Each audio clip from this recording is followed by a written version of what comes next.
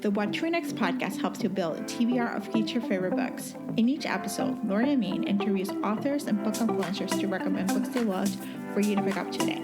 If you're an avid reader, always looking for your next great read, then the show's for you. Hi, Kosoko. Welcome to What Your Next podcast. Thanks for having me. So happy to have you here. Tell us a little bit about yourself. Yeah, sure. So, like I said, my name is Kosoko Jackson. I am the author of I'm So Not Over You, a debut rom-com that came out February 22nd. Wow, time just flies by. And it's an own voices rom-comedy of errors about two exes who have to fake date to the wedding of the century in down in Georgia, Atlanta, in order for one, an aspiring journalist to get a job, and the second, the heir to a brewery empire to impress his family. I love this. So what was the source of inspiration? Let's talk about and what led you to write a fake relationship? Because I'm like, it's catnip, So about 3 years ago, I told my agent that I wanted to write a rom-com. I had written YA books for a lot, and I kind of just woke up in the middle of the night and I was like, I want to try something about like happiness and joy and just enjoying this. And so my agent was like, you've never written a rom-com before, but like, let's give it a try.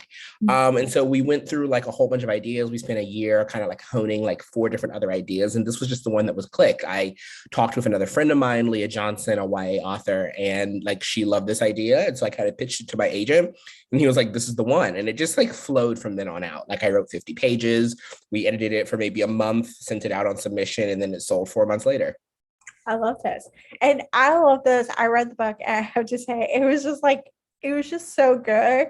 Like the tension at the beginning, I would just tell you the whole point, because they're exes. Right. So, it's not just any fake relationship, but like they were broken up, Right. And there's a friend group that tells you like they're broken up for a reason, Exactly. So what did like inspire, because it's actually like what I like about it is that it brings two people who have been pining on each other, have a relationship, they will work up, and then this one brings it up, the idea like, let's go, I need you to come and help me out in this specific thing. What was the source, like which character was easier to write, just to get a sense of like who their like voice is? So Kean had a lot of myself inside of him. I have a lot of like anxiety. And so like that flowed really easily for that character. That kind of spiraling out of control and that catastrophizing and putting his like foot into his mouth was really, really easy to write. Hudson was a lot of fun. He was very different in the first original drafts. He was the son of a pharmaceutical company in the really early drafts. And it was just fun to kind of think about like a rich, wealthy Black family. Like I kind of had this idea of like the American Black version of Crazy Rich Asians. And that's kind of what I was going for, one of my favorite movies. And so it was just kind of fun to think about like opulence. So like in different ways, they were both easy to write. I love this. And so you wrote YA. So talk to us about some of your YA books that, we should look for, in that realm. And what has the transition writing from YA to adult? Sure. So my first YA, Yesterday's History, came out February of 2020, I believe, 2020. Wow, I'm getting my years wrong. February of 2021. And it is a time travel love triangle between a boy who gets the ability to time travel from a liver transplant and falls in love with an activist back in 1969 and the younger brother of his liver donor who comes from a time travel family. And it deals with like LGBT history. It deals with like finding your identity as a 17-year-old.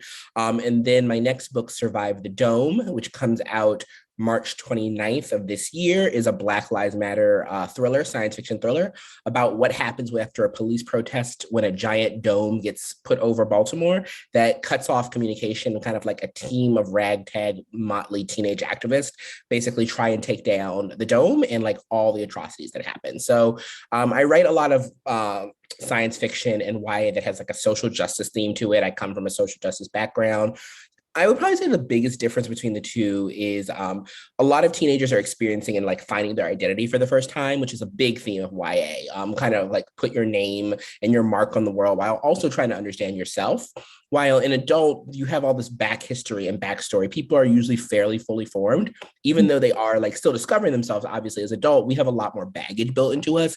And so building in that relationships, those friendships, that baggage, your relationship with your family, with your boss, whatever, in 300 pages, while also staying true to the story is just a different experience. Yeah, I think that's the difference between like I think what you're thinking, right? You're trying to figure out who you are. Your family becomes matters. Like there's a lot of experimentation, whether it's trying to figure out your identity and like how does it fit to the world. Where an adult, you already have an idea of like who you are as a person of some sort. Like in your 20s, you're probably still figuring out. But there's a different level of like of questioning that happens. Definitely.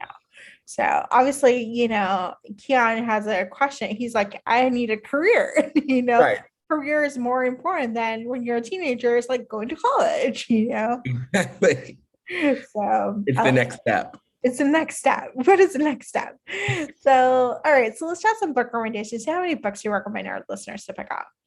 Yeah, so recently I just started reading. I listened to the audiobook first, but I'm reading For the Wolf by Mhm. Hannah Witten, which is a really, really good, if you do not know, like a very atmospheric fantasy that's Beauty and the Beast meets Red Riding Hood, about a society where the first daughter born is for the throne to become a princess, and the second one is for the wolf, which lives in the forest, and the idea of basically sacrificing your daughter to the forest to save your kingdom, and kind of like the lies that we experience from this fairy tale and what actually happens in the forest. Another book that I'm rereading is An Unkindness of Magicians by Kate Howard, which is an adult. If you're an adult fantasy, it's a very dark, like Hunger Games adult fantasy that takes place in New York. I'm absolutely loving it. It's one of my favorite books. I'm actually rereading it right now, just because sometimes you need to reread your favorites when you want to get back into loving writing again. I'm also reading Ramon and Julieta by Alana Albertson, which is basically Romeo and Juliet